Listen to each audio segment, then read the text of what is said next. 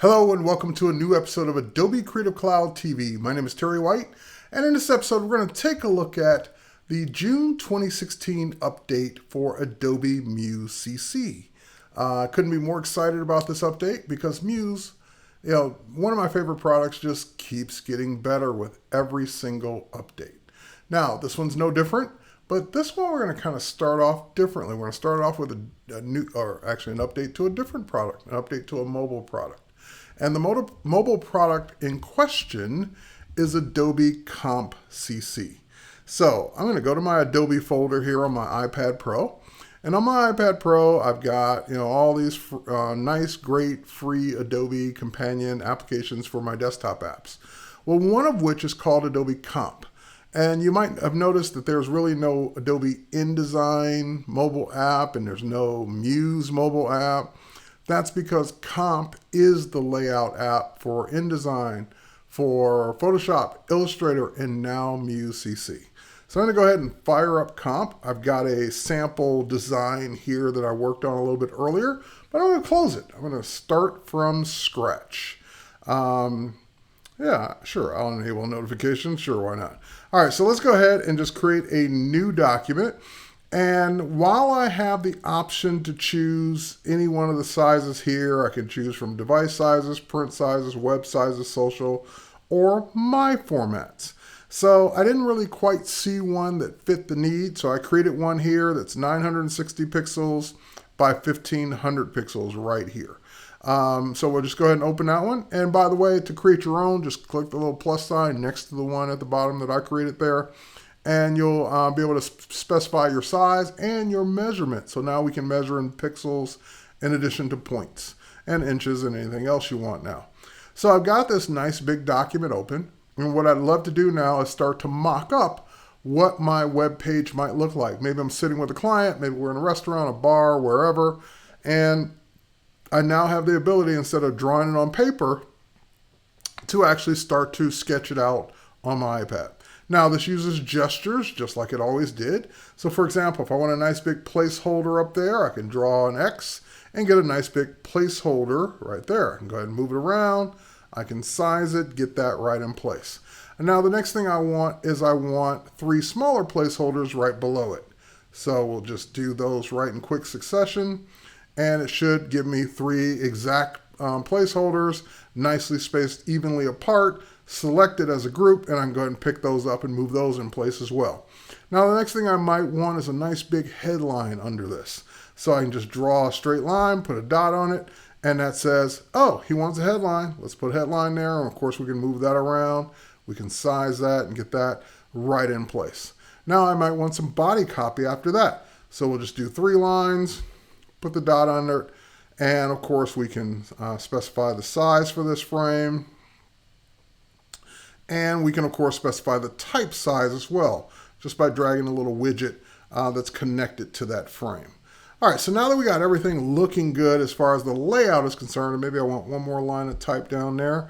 Now that we got everything looking good as far as the layout is concerned, the next thing I might want to do is start to fill in some of this content. For example, I could either send this over to Muse as is, and then do it on the desktop, or I can do as much of it as I want here.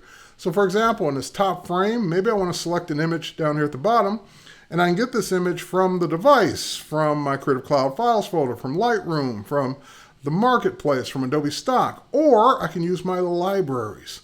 So for example, I've been working a lot with Adobe Stock recently. Some of the stock images I've collected in the last couple videos I've done.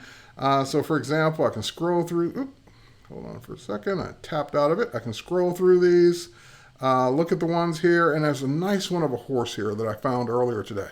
So I can go ahead and pull that one right in, and it's linked to that library.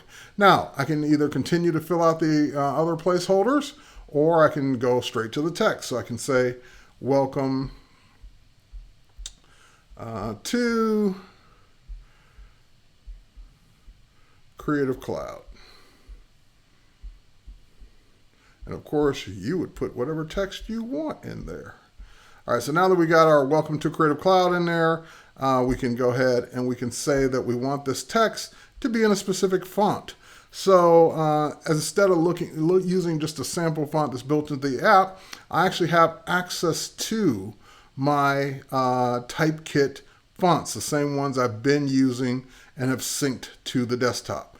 So I can find a nice headline there like League Gothic, and we can go ahead and just pull that one down. And then we can choose that one for my Welcome to Creative Cloud. And of course, I can also use colors. I can use my themes that I have. I can change libraries. I've got a nice Terry's library that I've been collecting different colors with. And I kind of want to match similar to what I see up there in the blues and the clouds. So maybe I want to go with something like that. All right, so now that I got my color in, again, I can keep tweaking this to my heart's content. Change the fonts, change the colors, add more images, add background images, ghost them out, do everything that I want to do. And then once I'm ready at any given time, whether it was just a quick mock-up or I fleshed out the whole design, I can just tap the share icon and there's a brand new Send to Muse CC.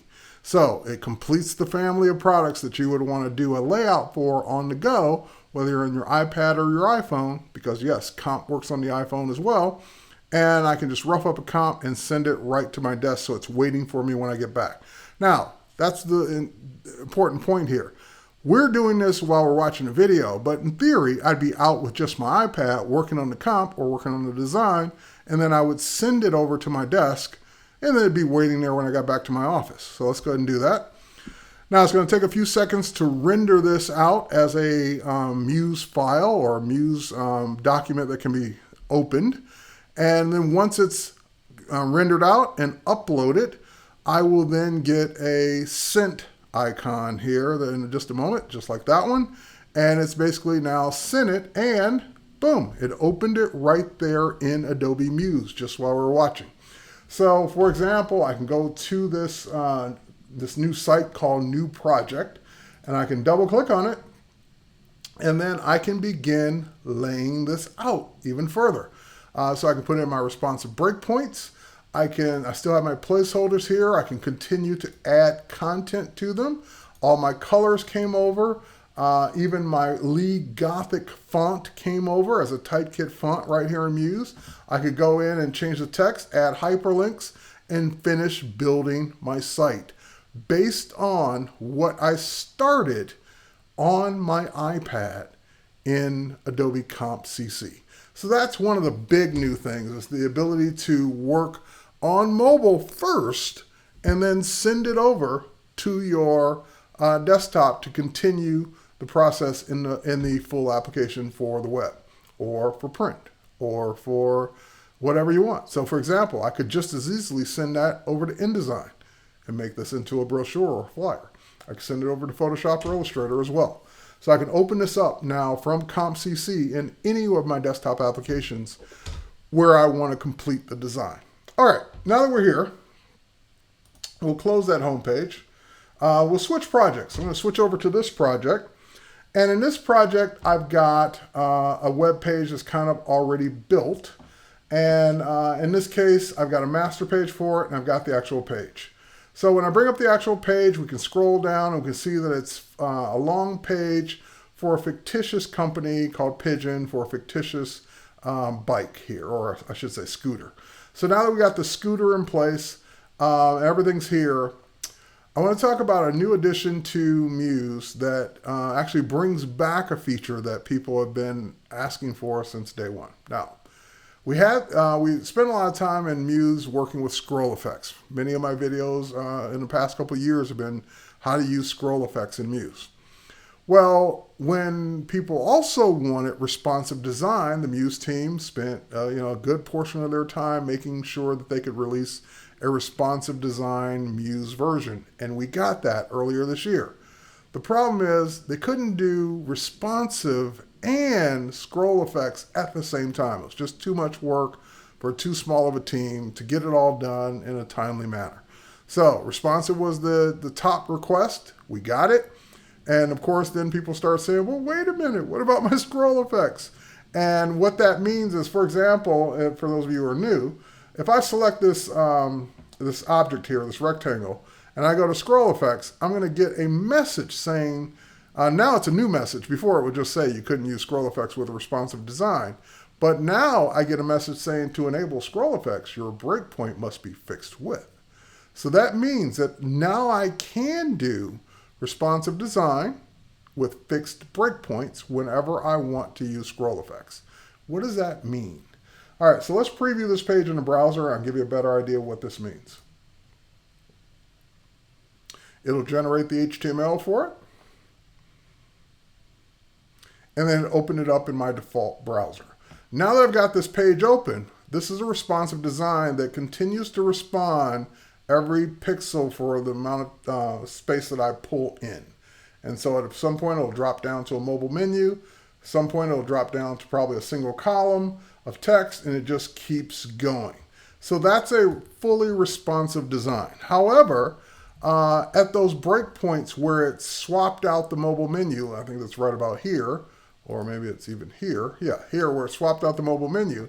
Each one of these breakpoints is a fluid width breakpoint, meaning even from 960 down or 900 down to 480, everything will continue to move and resize.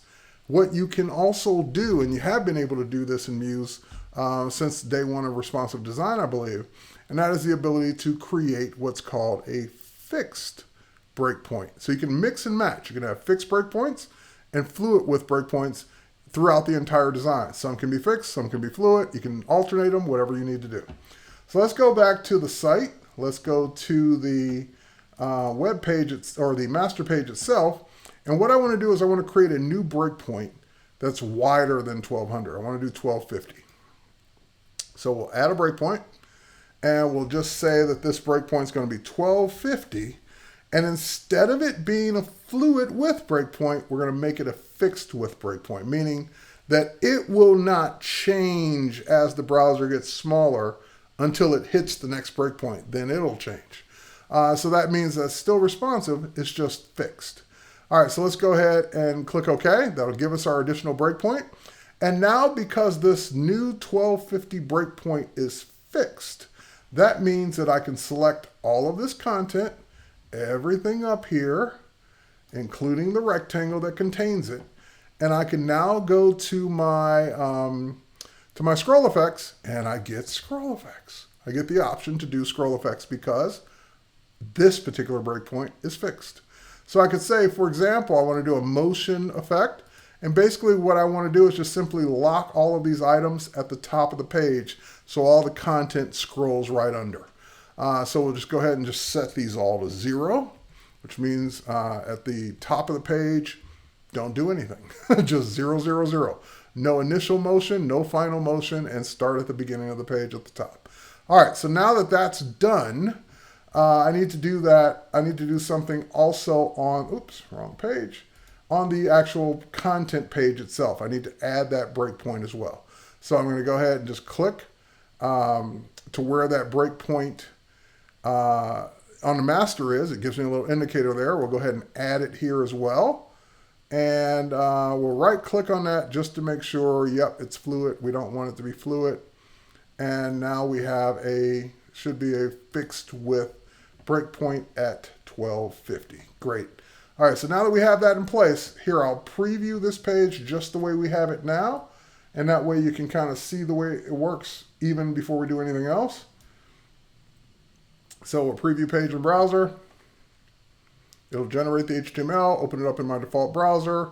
And now that content at the top stays at the top as the rest scrolls by. All right, that's the scroll effect, meaning don't scroll in this case.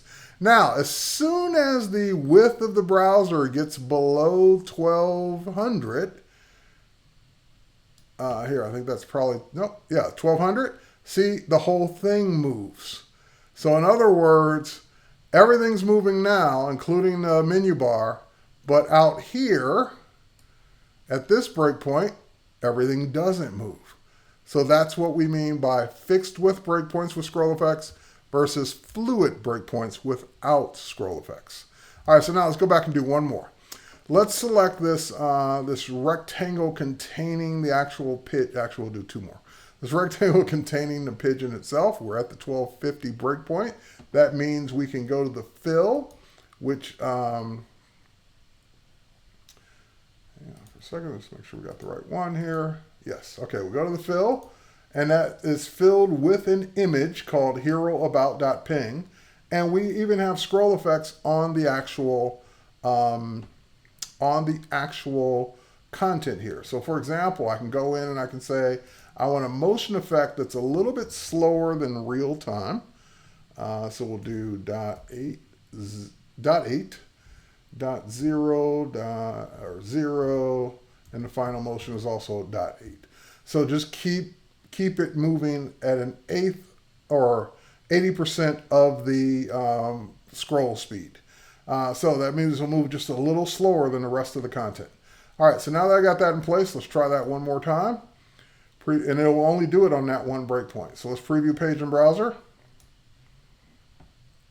Again, it's generating HTML on the fly for me, writing the code for me, opening it up in my default browser.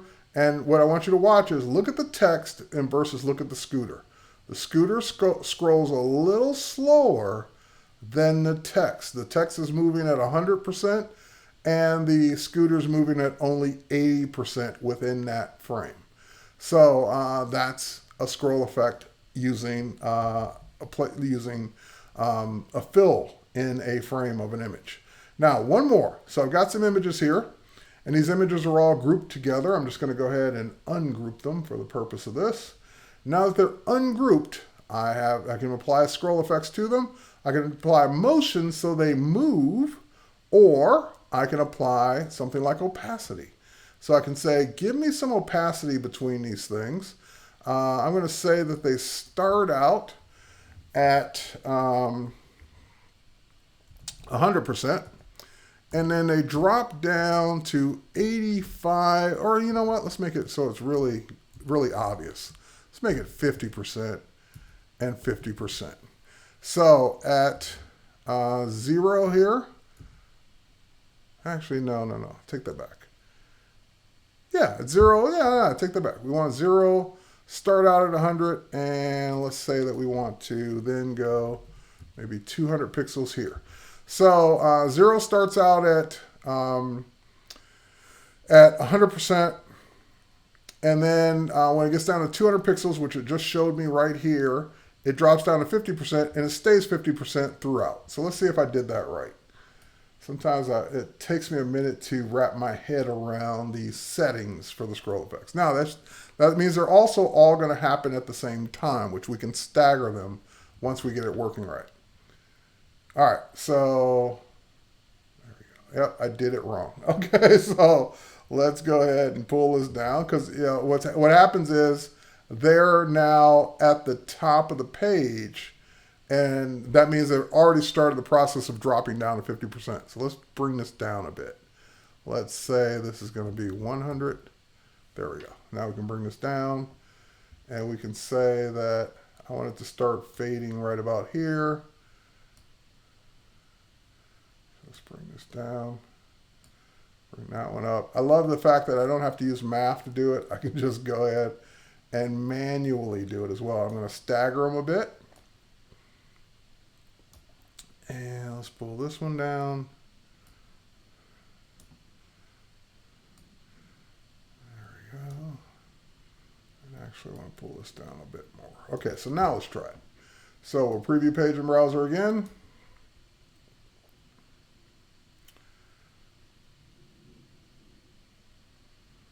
They should start out, there we go, starting out at 100%, and as soon as we scroll, they start to fade. So they fade one after another. So the first one starts to fade right there, second one starts to fade right there, third one starts to fade right there, and they all drop down to the 50% or whatever I set throughout the scrolling. So that's another example of scroll effects. And again, at 1200 or less, they just drop down to whatever you set them to. So because that has no effect, so now they're at 50% and they stay at 50%. And of course, you can change that on that breakpoint if you want.